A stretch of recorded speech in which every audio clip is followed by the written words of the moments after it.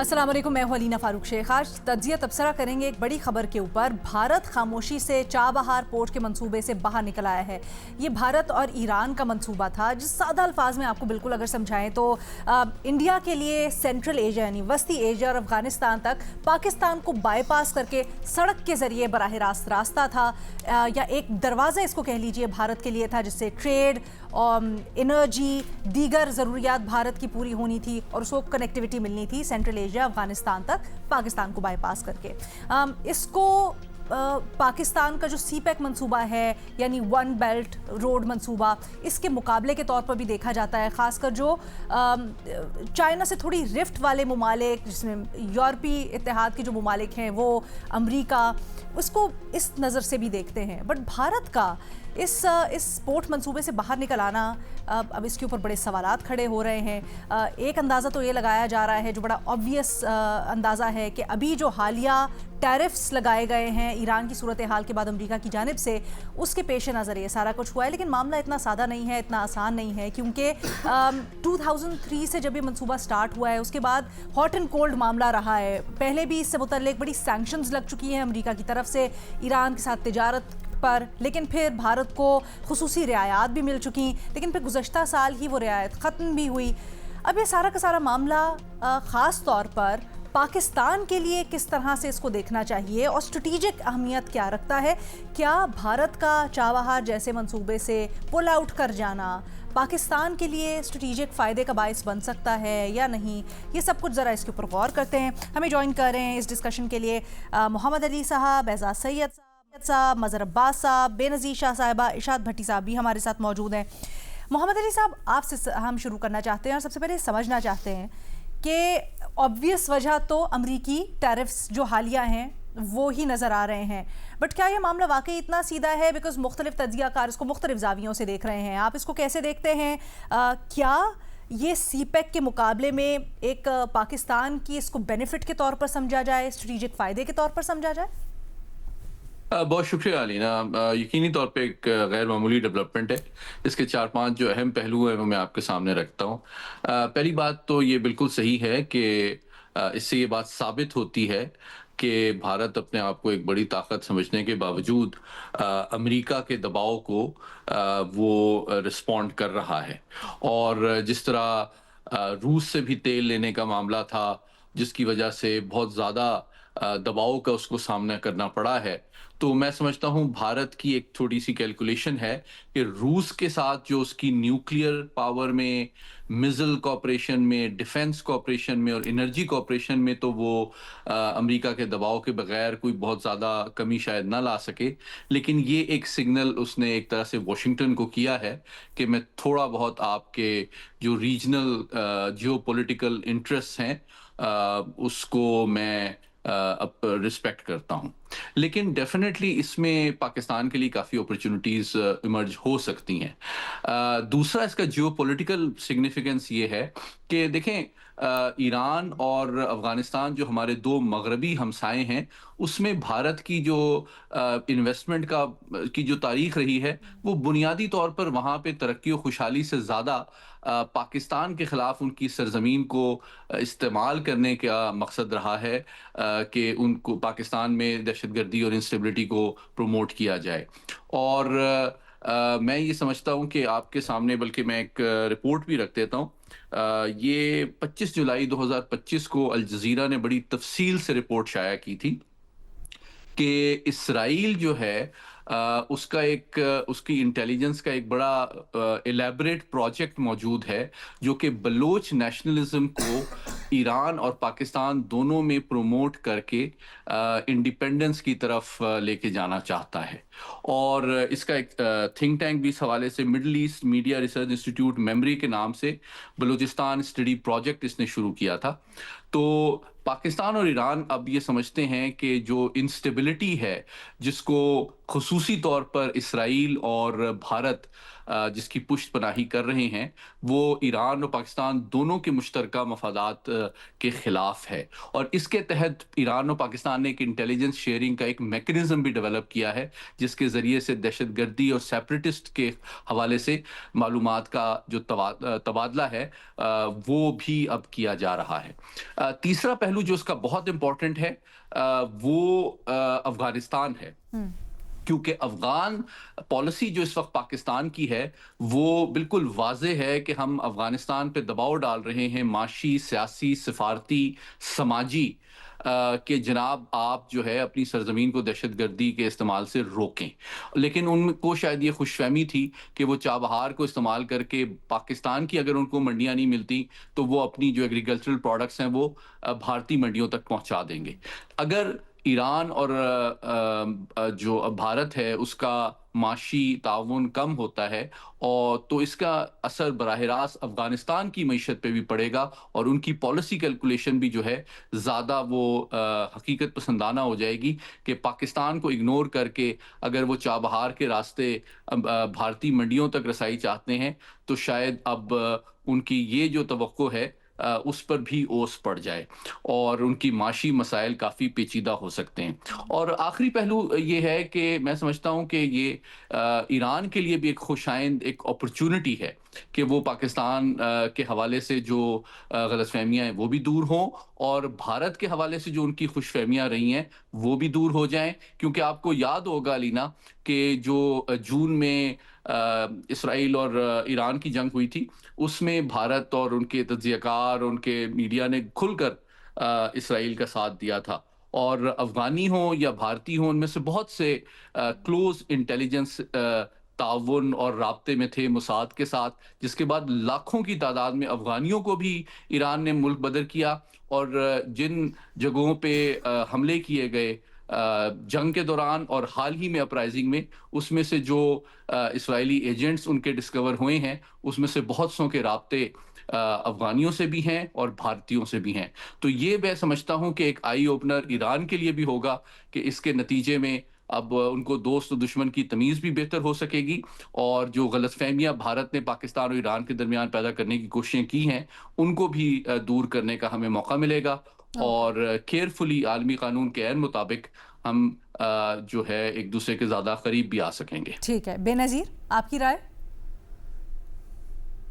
لینا پہلے تو یہ میری جتنی انڈرسٹینڈنگ ہے میں اتنی بات کروں گی. میرے خیال سے تو یہ ایک بہت بڑا سیٹ بیک ہے بھارت کے لیے کیونکہ ایران پہ ماضی میں بہت بار سینکشنز لگتے رہے ہیں لیکن یہ جو چابہار پورٹ تھا یہ ایک ایکسیپشن تھا ایران میں جس پہ کوئی امریکہ کی طرف سے سینکشنز نہیں لگے ہوئے تھے، ایگزیمپشن دی ہوئی تھی اور اس کی وجہ صرف ایک ہی تھی کہ چائنا کو کاؤنٹر کرنا ہے انڈین اوشن میں کیونکہ گوادر بن رہا تھا تو اس لیے چائنا کو کاؤنٹر کرنے کے لیے بھارت کو فیسیلیٹیٹ کیا جا رہا تھا اور اس کو ایگزیمپشن دی گئی تھی کہ آپ جلدی سے یہ پورٹ بنائیں. بلکہ یہ جو چابہار پورٹ ہے یہ بنا ہی ان ریئیکشن تھا ٹو گوادر اور جیسے آپ نے بتایا کہ ایک تو سینٹرل ایشیا مارکیٹ تک بھارت کو ایکسس ملے، افغانستان تک ملے تاکہ پاکستان کو بائی پاس کر دیا جائے اور چائنا کو اس میں کاؤنٹر بھی کیا جائے. تو لیکن ہم نے دیکھا کہ پچھلے کچھ سالوں میں یہ رپورٹس بھی آتی رہیں کہ اس پہ کام بہت سلو ہو رہا تھا. وہ کیپیسٹی جو کہا جا رہا تھا کہ اس کی یہ کیپیسٹی ہوگی اور اتنی جلدی ختم ہو جائے گا اس طرح کی ہم نے نہ ڈیڈ لائنز دیکھی اور وہ کیپیسٹی بھی پوری نہیں ہوئی. میں آج ہی بلکہ انڈین میڈیا میں پڑھ رہی تھی جو ان کے حکومتی ذرائع ہیں وہ یہ کہہ رہے تھے کہ ہمارے پاس اس وقت کوئی آپشن نہیں ہے، ہمیں چابہار سے نکلنا ہی پڑے گا. اور وہ صرف ٹیرفز نہیں ہے، وہ جو سینکشنز لگائے ہیں امریکہ نے پچھلے سال اور یورپین ممالک نے وہ جو سنیپ پیک سینکشنز تھے سپٹمبر میں یا اکتوبر میں اس وجہ سے وہ کہتے ہیں کہ اب وہ سینکشنز کیونکہ چابہار پہ بھی اپلائی ہوتے ہیں، پہلے ایگزیمپشن تھی، اس وجہ سے پچھلے سال سے ہی یہ پروسیس شروع ہو گیا تھا کہ آہستہ آہستہ چابہار سے نکلا جائے. اب جہاں تک یہ بات ہے کہ کیا ہمیں اس سے کوئی اسٹریٹجک فائدہ ہوگا یا نہیں، الینا میری رائے میں تو ہم اس وقت ایک بہت ہی انپریڈکٹیبل دنیا میں ہیں. ہمیں نہیں پتا کہ امریکہ جو ایک بہت ہی انپریڈکٹیبل پلیئر رہا ہے جب سے ڈونلڈ ٹرمپ آئے ہیں کہ ان کی پالیسی کیا ہوگی. ماضی میں وہ اپنے اتحادیوں کی طرف دیکھتے تھے، جیسے بھارت کو استعمال کیا جاتا تھا چائنا کے خلاف، لیکن ہم نے دیکھا کہ اس وقت بھارت پہ 50% ٹیرفز لگے ہوئے ہیں. یورپین ممالک کے ساتھ کام کیا جاتا تھا رشیا کو کاؤنٹر کرنے کے لیے اور اب گرین لینڈ میں جو ہے وہ یورپین ممالک اپنی فوج بھیج رہے ہیں. کبھی آپ نے سوچا تھا کہ ایسا ہوگا؟ تو ایک بڑی انپریڈکٹیبل سی دنیا ہے. ہم اپنی مثال لے لیتے ہیں، ہماری اس وقت امریکہ سے بہت اچھے تعلقات ہیں، ہمیں اس کی بڑی پبلسٹی مل رہی ہے، لیکن یہ امیگریشن کی جو لسٹ آتی ہے اس میں پاکستان کا نام شامل ہے. تو اس وقت کہنا بڑا مشکل ہے کہ امریکہ کی خاص طور پہ چائنا کے حوالے سے کیا پالیسی ہے. میرے لیے یہ بہت اہم سوال ہے کیونکہ جس خطے میں ہم بیٹھے ہیں وہاں پہ چائنا کا بہت انفلوئنس ہے, بہت انویسٹمنٹ ہے, بہت ایسٹس ہیں. تو جب تک اس میں کلیئرٹی نہیں آئے گی ہمیں نہیں پتا کہ ہمارے اوپر اس کا کیا افیکٹ ہوگا, کیا ہمیں اس سے کوئی اسٹریٹجک فائدہ ہوگا یا نہیں ہوگا. بھٹی صاحب آپ کی اس کے اوپر کیا رائے ہے؟ میڈم شیخ ابھی بے نظیر صاحبہ بات کر رہی تھی گرین لینڈ میں کہ یعنی کوئی سوچ سکتا ہے کہ یا پہلے کل تک کوئی سوچا جا سکتا تھا کہ گرین لینڈ میں یورپ کی نیٹو کی فورس جائے گی, فوج جائے گی. میں حیران ہو رہا ہوں ابھی تک کہ پوری دنیا کو دیکھ کر اور دنیا کے رسپانس دیکھ کر کہ کہاں ہے وینزویلا کا صدر اور اس کی بیوی. کوئی روک نہ سکا اسے ہتھ کڑی لگوانے سے, کوئی چھڑوا نہیں سکا اسے. اور اب ٹرمپ صاحب کی ٹیم وینزویلا کے تیل کی خرید و فروخت کر رہی ہے اور پہلی ڈیل مکمل کر لی ہے.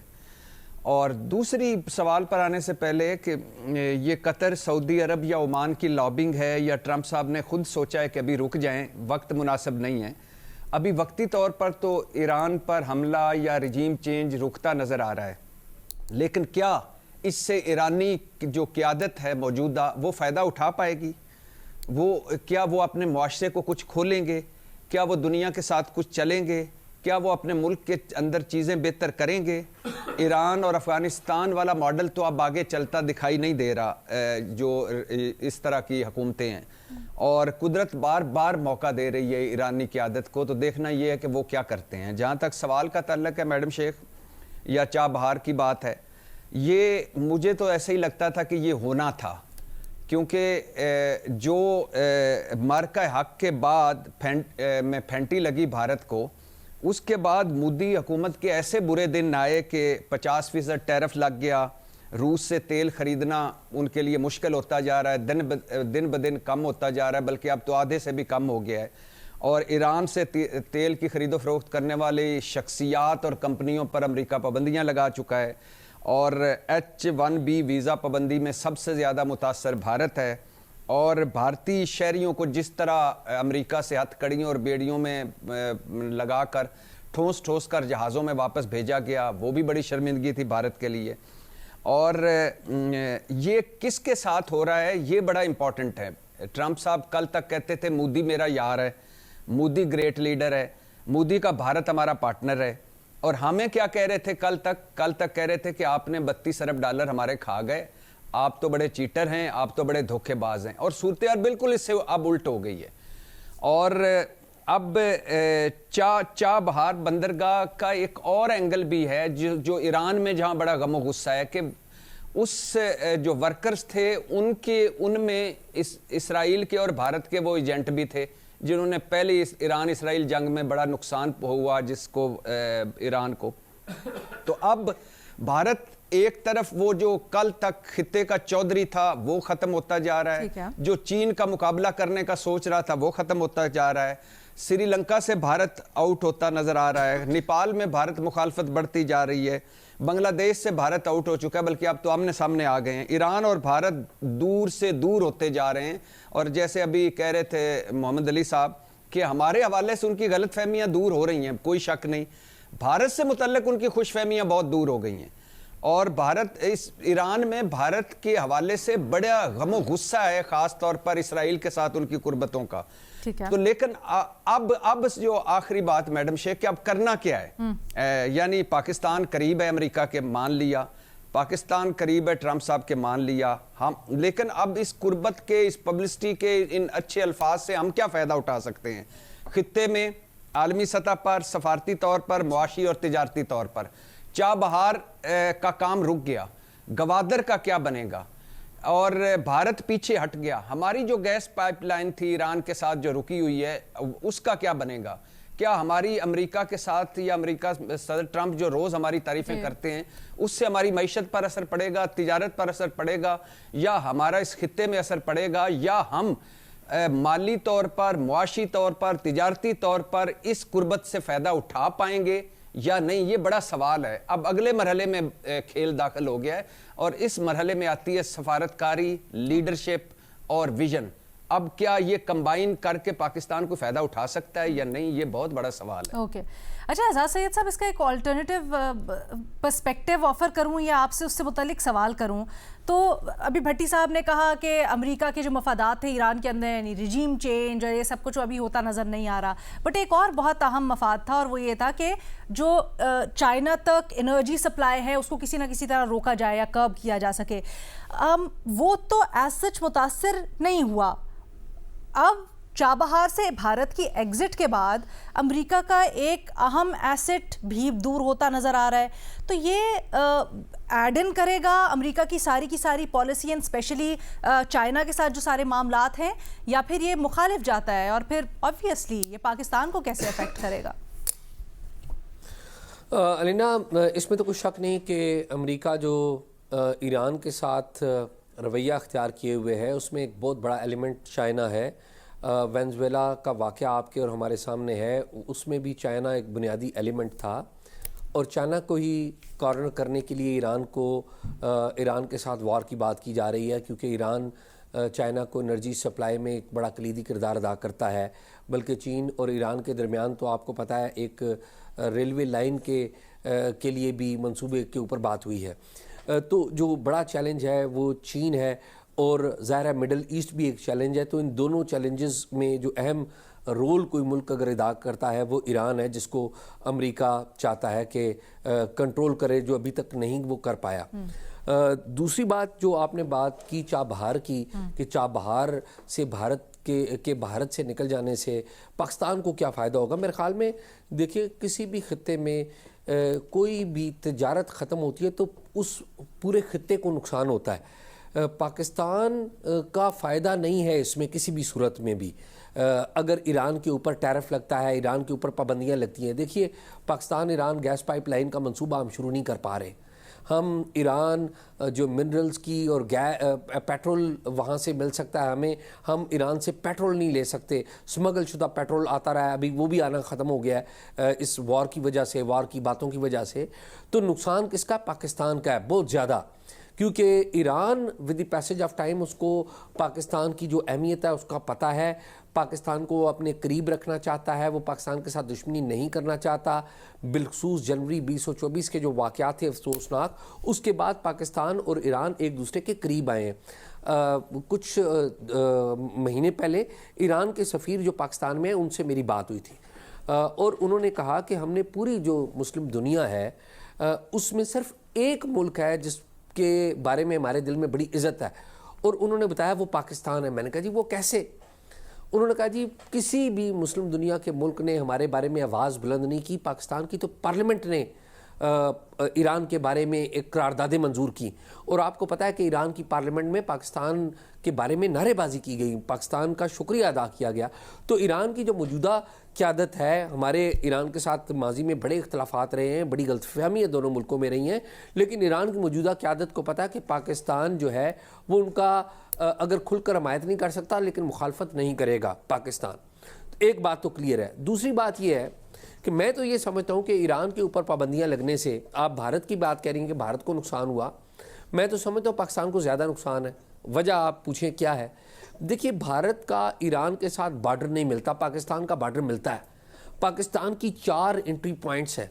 पाकिस्तान और ईरान जो है उन्होंने, उनकी जो मौजूदा ट्रेड है वो है $2.8 बिलियन के करीब, जिसमें $2.1 बिलियन की जो एक्सपोर्ट्स हैं वो ईरान से हमारे पास आती हैं, यानी हम इंपोर्ट करते हैं, और 684 और 80 मिलियन के करीब हम एक्सपोर्ट करते हैं ईरान में, इनफॉर्मल जो ट्रेड है उसके ज़रिए। और पाकिस्तान और ईरान ने तो पब्लिकली इस बात का इरादा किया था। आपको पता है ईरान के वफूद यहाँ पर आए थे, और मुझे अच्छी तरह याद है वज़ारत ख़ारजा में इनके वज़ीर ख़ारजा ने पाकिस्तान के जो नायब वज़ीर आज़म हैं इनके साथ मिलकर कहा था कि हम जो ट्रेड है वो 2.8 बिलियन तो अभी है, हम उसको $10 बिलियन तक लेकर जाएंगे। जबकि इंडिया और जो ईरान की ट्रेड है वो $1.2 बिलियन के करीब है, और उसमें भी इंडिया ज़्यादा चीज़ें एक्सपोर्ट करता है। तो हमें रियलिस्टिकली अगर हम देखें تو یہ پورے خطے کے لیے ٹھیک نہیں ہے. یہ جو ہم ہر چیز میں نکال لیتے ہیں نا کہ کیونکہ وہاں پر بھارت کو نقصان ہو گیا تو ہمیں فائدہ ہو گیا. دیکھیں کسی کو اگر نقصان ہوا ہمیں فائدہ نہیں ہو رہا. سر ایک سیکنڈ, ہمارا احساس میں نے درمیان میں آپ کو ٹوکا نہیں کہ فلو آپ کا متاثر نہ ہو, لیکن ایک چیز, ہمارا سوال یہ بالکل نہیں ہے, یا ہم قطعاً یہ نہیں پوچھنا چاہ رہے کہ ایران کے اوپر سینکشنز لگ رہی ہیں یا امریکہ پریشر بڑھا رہا ہے ان سینکشنز کے ذریعے تو اس کا کس کو فائدہ ہوگا یا اس سے کیا حاصل کیا جا سکتا ہے. ہم یہ پوچھ رہے ہیں کہ ایک اسٹریٹجک منصوبہ اس خطے کے لیے چابہار تھا, ہمیں بھی آبویسلی سی پیک کے تناظر میں وہ کانفلکٹ آف انٹرسٹ آتا تھا وہاں پر, تو کیا بھارت کا ایگزٹ کرنا یا بھارت کا نکلنا جس مرضی وجہ پر اس منصوبے سے کیا ہمیں فائدہ پہنچاتا ہے یا نہیں؟ فار ایگزامپل پاکستان کے ساتھ جو سی پیک ہے اس میں انڈائریکٹلی تو ایران موجود ہے لیکن کھل کر اس طرح نہیں آیا کیونکہ آبویسلی ایک کانفلکٹ آف انٹرسٹ ہوتا ہے چابہار کے ساتھ. کیا یہ ایک اپرچونٹی ہو سکتی ہے کہ پاکستان ڈائریکٹلی ایران کو اپروچ کرے, اس کے ساتھ جو منصوبہ ہے مزید آگے اس کو لے کے جایا جائے اور مزید قربتیں بڑھ جائیں؟ ہائپوتھیٹیکل سوال ہمارا اس طرح سے ہے, سوال ہمارا یہ قطعاً نہیں ہے کہ ایران کے اوپر سینکشن زیادہ ہیں تو اس کا کیا پاکستان کو فائدہ؟ میں بات آپ کی سمجھ لوں. بات یہ ہے کہ علینا چابہار تو جب بھی قائم ہوا تھا اور ہم کہتے تھے کہ گوادر اور چابہار ایک دوسرے کی ضد ہے, اور اگر گوادر ڈیولپ ہو جاتا ہے تو اس کا مطلب یہ ہے کہ چابہار جو اسٹریٹجک اعتبار سے چابہار سے زیادہ اہمیت گوادر کی ہے. لیکن کیا آج تک ہم گوادر کو ایکٹیو کر پائے ہیں؟ کیا گوادر کو ہم اپنے حق میں یوز کر چکے ہیں؟ میں اس کا جواب نہیں دینا چاہتا, یہ سوال ہی میں چھوڑنا چاہتا ہوں. انفارچونیٹلی ہم اپنے ساتھ خود سیریس نہیں ہیں. ہم یہ جو جتنی زیادہ انٹرنیشنل پالیٹکس اس ریجن میں آئی ہے, ہم اس کے ہماری جو معیشت ہے جس کو ہم خود ٹھیک نہیں کر پائے, اس کی وجہ سے ہم انٹرنیشنل پالیٹکس کا شکار ہو چکے ہوئے ہیں. اگر ہم خود سیریس ہو جائیں اور ہم گوادر کو ایکٹیو کر پائیں تو گوادر جیسا منصوبہ کوئی نہیں ہے, اس میں کوئی ڈاؤٹ نہیں ہے. لیکن اس میں جو ہے نا چابہار, اگر چابہار قائم بھی ہو اور گوادر چلنے لگ پڑے تو چابہار خود نیچے آ جائے گا, کیونکہ اسٹریٹجک پوزیشن گوادر کی زیادہ اہم ہے. تو بھارت کے نکل جانے سے یا رہنے سے نہیں, اصل بات یہ ہے کہ ہمارا گوادر چلے اور ہمارا گوادر ایکٹیو ہو. آپ دیکھیں نا پھر دوسرے اس کو جو تناظر ہے افغانستان اور ایران تک ڈائریکٹ اپروچ, اور پھر بلوچستان کا فیکٹر آبویسلی, اس کے تناظر میں بھی نہیں آپ کو لگتا کہ کوئی بینیفٹ ہے؟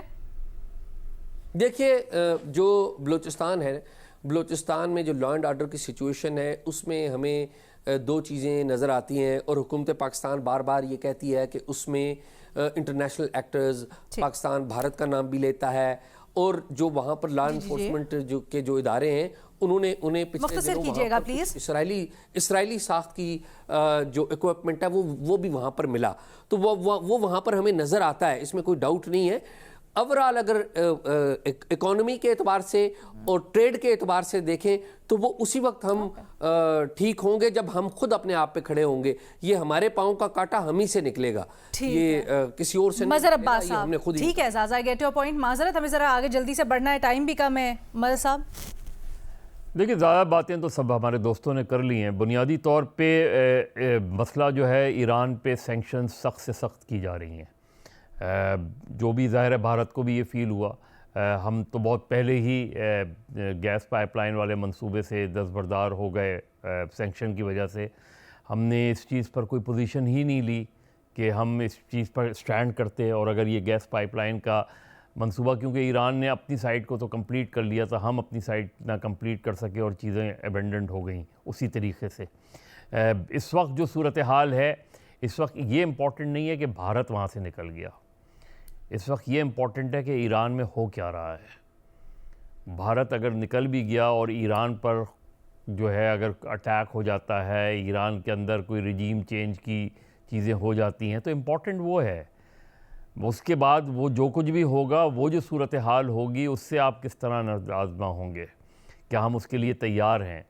ہم تو گوادر کی بات کر رہے ہیں, گوادر پہ ہم سال سے کام کر رہے ہیں گوادر پہ, لیکن گوادر اس طریقے سے ہم ڈیولپ نہیں کر پا رہے. اس کے بھی بہت سے ریزنز ہیں, ظاہر ہے انٹرنل اسٹرائف بھی ہے, ایون ادروائز بھی ہے. اس میں ہم نے تو جو ہماری آلریڈی پورٹ تھی, ہم اسی کو ڈیولپ نہیں کر رہے. کراچی پورٹ کو ہم نے تو اس کو ہی ڈمپ کر دیا ہے ایک طریقے سے اگر ہم دیکھیں. تو یہ جو صورتحال اس وقت ڈیولپ ہو رہی ہے اس میں انڈیا کا ظاہر مسلسل ایک لاس ہے، انڈیا کا اسٹریٹجکلی لاس بھی ہو رہا ہے انڈیا کا. انڈیا کی جو ٹرمپ کے آنے کے بعد جو صورتحال بنی ہے انڈیا اور یو ایس کی، وہ ظاہر ہے اس سے انڈیا کو بہت زیادہ نقصان ہوا ہے. لیکن ظاہر ہے کسی پریزیڈنٹ کے آنے سے، ایک پریزیڈنٹ کے آنے سے اور آلٹرنیٹ بھی انڈینز دیکھ رہے ہیں. ہمیں صرف یہ اس پر نظر رکھنے کی ضرورت ہے کہ ایران میں آنے والی تبدیلیاں، ایران میں ہونے والی صورتحال، ایران پہ لگنے والی پابندیوں سے آپ کو کتنا نقصان ہو سکتا ہے.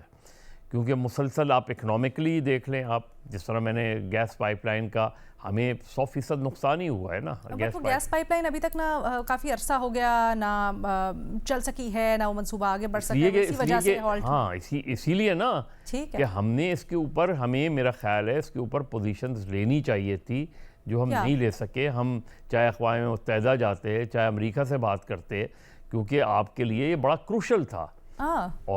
اور ہم آج جو بھی اس وقت جو بھی چابہار میں ہو رہا ہے، اگر ہم دیکھیں تو گوادر کی، جس طرح اور بھی دوستوں نے کہا کہ گوادر ایک طریقے سے چابہار جو ہے وہ گوادر کی ضد تھا، اور بہت سے لوگوں کا انٹرسٹ جو تھا وہ یہ تھا کہ گوادر ڈیولپ نہ ہو.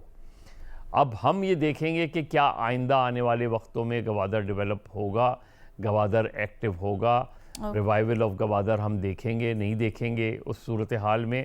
لیکن اس وقت فی الفور جو صورتحال ہے وہ یہ کہ ایران پہ جو دباؤ بڑھتا جا رہا ہے، اور ظاہر ہے اسی لیے انڈیا نے پل آؤٹ کیا ہے. اس وقت جو ایران پہ دباؤ بڑھتا جا رہا ہے وہ میرے لیے وہ میرے نقطۂ نظر سے ہمارے لیے سب سے الارمنگ سچویشن ہے. ہم اپنے ٹاپک میں سے ہم نے بریک لینی ہے، جلدی سے واپس آتے ہیں پھر اس کے اوپر مزید بات کرتے ہیں. ویلکم بیک جی. ہم بات کر رہے ہیں آج کی اہم ڈیولپمنٹ کے بارے میں. چابہار سے ایگزٹ کر لیا ہے خاموشی سے انڈیا نے. اس کے ذرا مضمرات، اثرات، سب کچھ غور کر رہے ہیں خطے کے اوپر کیا ہوں گے. محمد علی صاحب کافی دیر سے آپ کچھ کہنا چاہ رہے تھے، please as briefly as possible. جی بالکل، میں سمجھتا ہوں کہ دیکھیں ایک تو معاشی ایسپیکٹ ڈیفینیٹلی امپورٹنٹ ہے کہ جو معاشی پابندیاں ایران پر بہت بڑھ رہی ہیں، اس کے نتیجے میں بہت سے جو امریکہ کے پارٹنرز ہیں وہ ان پابندیوں کے منفی اثرات سے بچنے کے لیے ایران سے نکل رہے ہیں. یہ تو ایک ڈیفینیٹ فیکٹر ہے. لیکن جو پاکستان کے لیے اس میں گین ہے وہ لارجلی جیو پولیٹیکل اور جیو اسٹریٹجک کانٹیکس میں ہے. اور سب سے بڑی بات جس طرح میں نے آپ کے سامنے رکھا وہ یہ ہے کہ جو بلوچ نیشنل ہے اور انسرجنسی ہے، چاہے وہ ایرانی بلوچستان میں ہو یا پاکستانی، اس کے پیچھے بھارت کے ساتھ ساتھ اسرائیل کا، اور یہ پبلکلی نون بات ہے، ان کی سپورٹ ہے.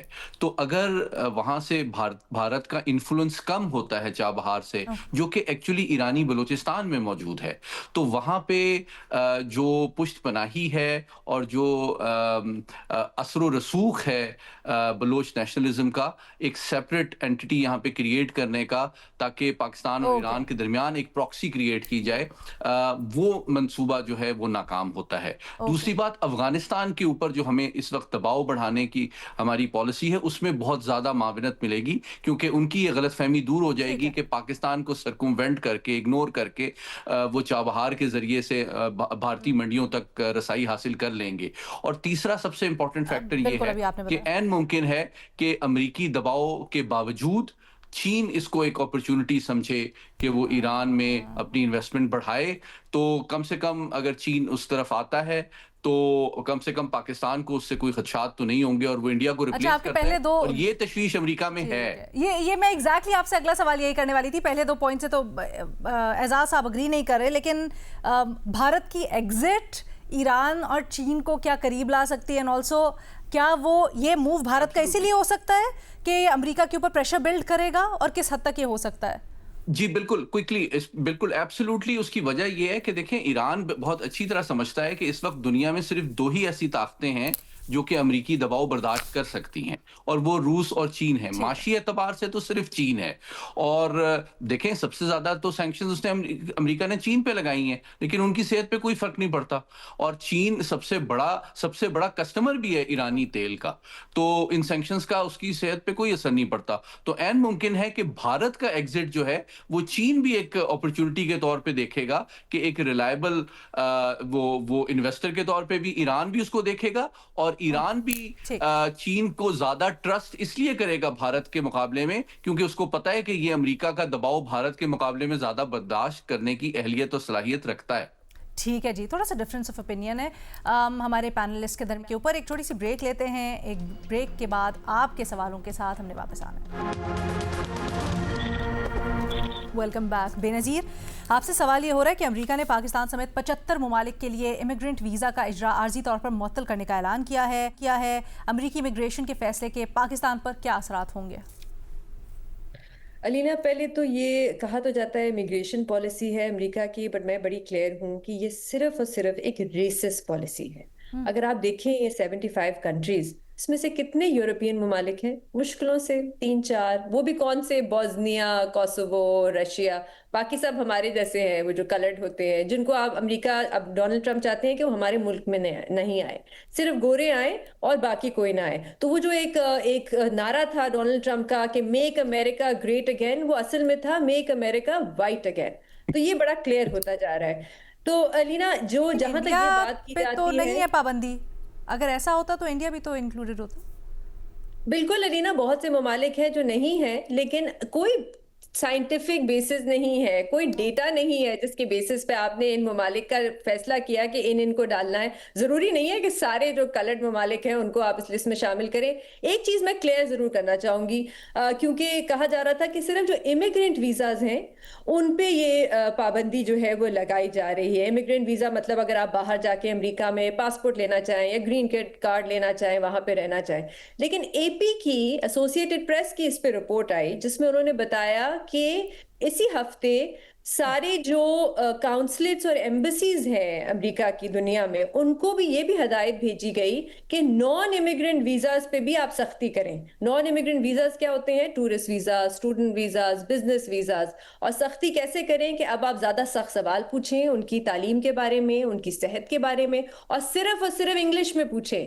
کیسے ہوتا ہے نا, ایمبیسی میں آپ جاتے ہیں تو کوئی سوال پوچھیں تو وہ کہتے ہیں چلے ہم ٹرانسلیٹر لے آتے ہیں اگر آپ کو سمجھ نہیں آ رہی. اب وہ کہتے ہیں نہیں, آپ ان سے صرف انگلش میں یہ سوال پوچھیں گے. ایک اور چیز علینا, کیونکہ یہ کہا جا رہا تھا, یہ بہانہ بنایا جا رہا تھا کہ یہ جو امیگرینٹس ہیں یہ ہم پہ بوجھ بنتے ہیں, ہمارے ملک میں آتے ہیں, پبلک ویلفیئر فنڈز لیتے ہیں. لینا, اس پہ ایک بڑی تفصیل سے پچھلے سال رپورٹ آئی تھی جس نے بتایا کہ سب سے زیادہ پبلک فنڈز امریکہ کی جو حکومت سے لیتے ہیں وہ امریکن بورن نیٹو امریکنز ہوتے ہیں. وہ یہ نہیں ہوتے, امیگرینٹس نہیں ہوتے, وہ وہی ہوتے ہیں جو امریکہ میں پیدا ہوتے ہیں. وہ سب سے زیادہ فنڈز استعمال کرتے ہیں. تو صرف اس پالیسی کا ایک ہی مقصد ہے اور وہ ہے خوف پھیلانا امیگرینٹس پہ. اور پاکستان سے جو لوگ جا رہے ہیں, جو کیونکہ ہم بہت زیادہ ریمیٹنسز پہ بھی ڈیپینڈ کرتے ہیں, ان کے لیے اور مشکل ہوگا. اور جو ایک قانونی پروسیس فالو کر رہے ہیں, مجھے تو سمجھ نہیں آتی یہاں سے اگر کوئی جائے بھی علینا, تو ظاہر سی بات ہے ان کو جاتے ساتھ تو نوکری نہیں مل جائے گی. کچھ آپ کو ڈیپینڈ کرتے ہیں, آپ گورنمنٹ کی طرف تھوڑا سا دیکھتے ہیں, وہ لیگل ایک قانونی پروسیس ہے. تو یہ صرف اور صرف ایک ریسس پالیسی ہے اور ایک خوف پھیلانے کی پالیسی ہے. ٹھیک ہے, تھینک یو سو مچ بے نظیر. ارشاد بھٹی, آپ سے انتہائی بھولے شخص نے سوال کیا ہے. وہ پوچھ رہے ہیں کہ الیکشن کمیشن نے اسلام آباد میں بلدیاتی انتخابات کا اسکیڈول واپس لے لیا ہے کیونکہ حکومت نے 10 جنوری کو مقامی حکومت کے ڈھانچے اور انتخابات کے طریقہ کار میں ترمیمی آرڈیننس جاری کیا ہے. سر, اس وقت آرڈیننس جاری ہونے کا مقصد کیا ہے آپ کی رائے میں؟ میڈم شیخ, آپ نے لفظ بڑا خوبصورت استعمال کیا. اس بھولے شخص کو سلام, اور مجھے خوشی ہے کہ ابھی بھی ہمارے ملک میں ایسے بھولے شخص موجود ہیں. اور میرے پیارے بھولے, ایک حکومت بھی بھول چکی ہے کہ جو چیف الیکشن کمشنر صاحب بہادر ہیں ان کی مدت کب سے ختم ہو چکی ہے. اور اب تو مجھے ایسا لگ رہا ہے کہ شاید وہ اور شہباز شریف صاحب ہماری زندگیوں میں وزیر اعظم اور چیف الیکشن کمشنر رہیں گے اگر کوئی دونوں جگہ پہ کوئی ونڈر بوائے نہ آ گیا تو. ویسے تو مجھے اس پر بھی اعتراض ہے کہ شہباز شریف صاحب جتنے ماشاءاللہ صحت مند ہیں, چاقو چوبند ہیں, ان کو ہی ونڈر بوائے کہنا چاہیے تھا. ان کے ہوتے ہوئے کسی اور ونڈر بوائے کی ونڈرفل بوائے ہے نا وہ تو. ہاں, ونڈرفل بوائے. میڈم شیخ, 2 ملک آپس میں 2.25 ارب انسان آپس میں حالت جنگ میں تھے, اور سحری کے وقت میرا شہباز, یہ دکھ نہیں آپ کا جاتا ویسے, نہیں جاتا. فون رکھ کے تو سوئمنگ فرما رہے تھے, اور پھر ساتھ ساتھ فون پہ بھی نظر تھی. ڈونٹ بی جیلس بھٹی صاحب, مقصد بتا دیں آپ ہمارے سلمان شاہ بھولے صاحب کو. اب یہ بات یہ ہے کہ مجھے تو میں بڑا حیران ہوتا ہوں کہ یہ جمہوریت کا نام لیتے ہیں. خیبر پختونخوا لے لیں, اس کے بعد سندھ لے لیں, بلوچستان لے لیں, پنجاب لے لیں, کہیں کوئی ایسا بلدیاتی نظام کھڑا ہے اور کوئی قابل ذکر ہے یا کوئی چیز نظر آ رہی ہو؟ اور کسی بھی جمہوریت کی کہا جاتا ہے کہ یہ بلدیاتی الیکشنز ہوتے ہیں اور بلدیاتی نظام ہوتا ہے. اسلام آباد چوتھی مرتبہ ملتوی ہوا ہے, اور میں بھولے آدمی کو کہوں گا کہ اب تو انہوں نے آدھا تیتر آدھا بٹیری کر دیا ہے, پتہ نہیں کیا کر دیا ہے, کہ 3 حلقے اور 3 ٹاؤن کارپوریشنز ہوں گی, 3 میئر ہوں گے, 6 نائب میئر ہوں گے, میٹروپولیٹن کارپوریشن نظام ختم ہو گیا ہے, اور 20-25 لاکھ کی اسلام آباد میں کہ میں صرف اس جو میئرز اور ہوں گے ان 3 حلقوں میں 3 ٹاؤن کارپوریشنز میں 4 خواتین ہوں گی صرف. اور مزے کی بات یہ ہے کہ براہ راست عوام کے ووٹ سے منتخب نہیں ہوں گے, اب نہ عوام کو جواب دہ ہوں گے, اور یعنی وزارت داخلہ کی سفارش پر حکومت کسی بھی ٹاؤن کارپوریشن کے اندر یونین کونسل کی تعداد میں اضافہ یا کمی کر سکتی ہے. تو مجھے ایک بات کی سمجھ نہیں آتی کہ یہ کرنا کیا چاہتے ہیں, ان کو خوف کس بات کا ہے, اور یہ کیوں کرنا چاہتے ہیں اتنا خرچہ اگر اس کو جو اصل روح ہے وہ ختم کرنی ہے. اور یہ اس الیکشن کمیشن کے ہوتے ہوئے اور اس حکومت کے ہوتے ہوئے یونین کونسل سے لے کر اوپر سینٹ تک اور ایم این اے اور ایم پی اے کوئی فیئر شفاف چیز نہیں ہوگی اور کوئی نہ ہو سکتا. سر اگر اجازت دیں تو اس قانون کے اوپر پھر آپ سے تفصیلاً آنے والے دنوں میں پوچھ لیتے ہیں, ذرا زیادہ بہتر رہے گا, کیونکہ میں تیاری کر کے آؤں گا. مجھے پورا یقین ہے آپ ویسے you always come very well prepared and well. Thank you so much بٹی صاحب. مظہر عباس صاحب, سر قومی اسمبلی میں پی ٹی آئی کے نامزد کردہ محمود خان اچکزئی کو اپوزیشن لیڈر آج مقرر کر دیا گیا ہے. کیا یہ تقرری مذاکرات میں موجود جو بد اعتمادی تھی اس کو ختم کر پائے گی؟ ہونا تو چاہیے, ایسا ہی ہونا چاہیے. میرا خیال ہے بہت تاخیر کی گئی, بہت پہلے یہ تقرر ہو جانا چاہیے تھا.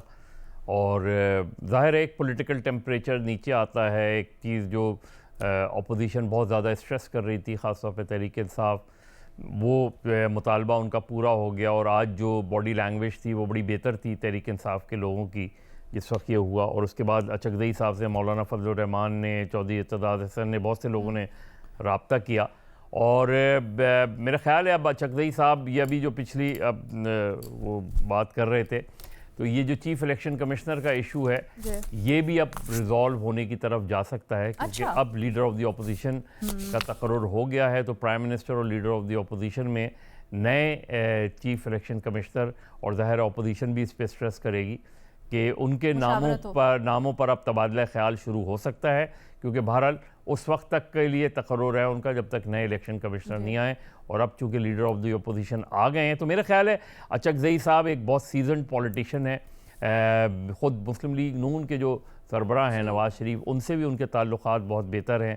تو میرا خیال ہے اچکزئی صاحب اب کیا رول پلے کرتے ہیں, لیکن ڈیفینیٹلی اس تقرری سے اور آگے اگر بات چیت چلتی ہے تو اس سے پولیٹیکل ٹیمپریچر نیچے آنے میں اور کسی نہ کسی طریقے سے کسی نہ کسی لیول پہ مذاکرات کی ابتدا ہو سکتی ہے.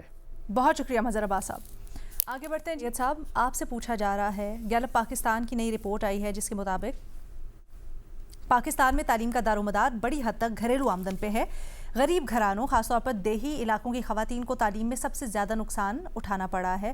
آمدن بڑھنے سے شرح خواندگی بہتر ہو سکتی ہے. سوال یہ ہو رہا ہے کیا پاکستان میں تعلیم امیروں تک محدود ہو گئی ہے؟ علینا بہت بہت شکریہ. علینا, سب سے پہلے تو گیلپ نے بڑے ہی اہم موضوع کے اوپر یہ سروے کیا ہے, اور گیلپ کو مبارکباد دی جانی چاہیے کہ اس موضوع کو انہوں نے چنا. معاملہ یہ ہے کہ پاکستان میں 3 طرح کی تعلیم براڈلی دی جاتی ہے. ایک مدرسہ کی تعلیم دی جاتی ہے جو عام طور پہ زیادہ تر غریب لوگ اس میں جاتے ہیں, مدرسے میں اپنے بچوں کو چھوڑ دیتے ہیں, اور چونکہ وہاں پر بورڈنگ لاجنگ کا کوئی سسٹم موجود نہیں ہے, پیسے نہیں دینے پڑتے, تو ڈپینڈ جو سب سے غریب طبقہ ہے وہ جو تعلیم بچوں کو دلوانا چاہتا ہے وہ کہتا ہے میں مدرسے کی تعلیم دلواؤں. دوسری جو تعلیم جو اس سے بہتر تصور کی جاتی ہے وہ سرکاری اداروں میں تعلیم دی جاتی ہے, کہ سرکاری اسکولوں اور کالجز میں چونکہ فیسیں بڑی کم ہوتی ہیں, ان کو مد نظر رکھ کر, اپنی جیب کو مد نظر رکھ کر لوگ ادھر کا رخ کرتے ہیں. لیکن ہم نے دیکھا کہ اوور دا ایئرز پاکستان جو اپنا سرکاری نظام تعلیم ہے اس کو بہتر نہیں کر سکا، ریفارم نہیں کر سکا، جو جدید مارکیٹ کے تقاضے ہیں ان کے اوپر نہیں لا سکا، سرکاری جو تعلیمی ادارے ہیں نئے بن نہیں سکے، وہاں پر جو ٹیچرز ہیں وہ جدید تعلیم سے آراستہ نہیں ہیں، اور ٹیچرز کی کمی بھی ہے، کئی جگہوں پر بعض صوبوں میں گھوسٹ سکولز اور گھوسٹ ٹیچرز کی باتیں بھی آپ اور میں سنتے ہیں، تو وہاں پر فیس تو کم ہوتی ہے لیکن معیار تعلیم اتنا اچھا نہیں ہوا۔ جی سر۔ تیسرا جو تعلیمی نظام ہے وہ پاکستان میں نجی تعلیمی نظام ہے، پرائیویٹ ادارے کھلے ہوئے ہیں، جو جتنے پیسے افورڈ کر سکتا ہے اس طرح کے اسکول میں، کالج میں، یونیورسٹی میں اپنے بچے کو بھیجتا ہے، اور جتنے جسے کہتے ہیں نا جتنا گڑ ڈالیں اتنا ہی میٹھا، جتنے پیسے آپ کے پاس ہیں اتنے ہی زیادہ اچھے اسکول میں اپنے بچے کو داخل کراتے ہیں اور جدید تقاضوں سے ہم آہنگ تعلیم دلواتے ہیں۔ تو نتیجہ کیا نکلتا ہے کہ مارکیٹ میں 3 طرح کے بچے آتے ہیں، ایک وہ جو ہائیلی کوالیفائیڈ ہیں، پرائیویٹ اعلیٰ ترین پرائیویٹ اداروں سے آئے ہیں، دوسرے وہ جو سرکاری اداروں سے ہیں، اور تیسرے وہ جو مدرسہ تعلیم لے کر آئے ہیں۔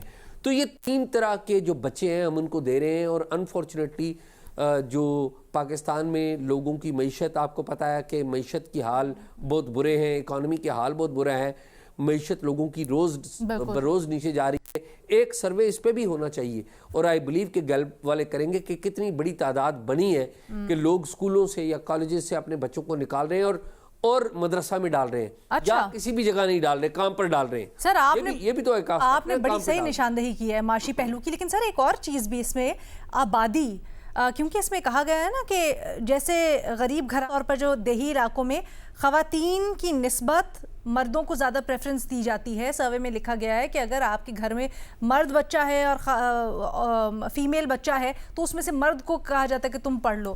تو ایک تو اگر آبادی زیادہ ہوگی ظاہری بات ہے فائنینشیل پریشر زیادہ پڑے گا، پھر جتنے زیادہ بچے ہوں گے ان کو کس طرح پڑھانے، اس میں سے پھر پک اینڈ چوز ہوتا ہے، تو معاشرتی پہلو بھی اس کا اور آبادی کا پہلو بھی ہے۔ تھینک یو سو مچ اعزاز صاحب، آپ نے بڑی اچھی اس کے اوپر باتیں کی۔ اسی کے ساتھ ہمیں آج کے فرصت دیں، اللہ حافظ۔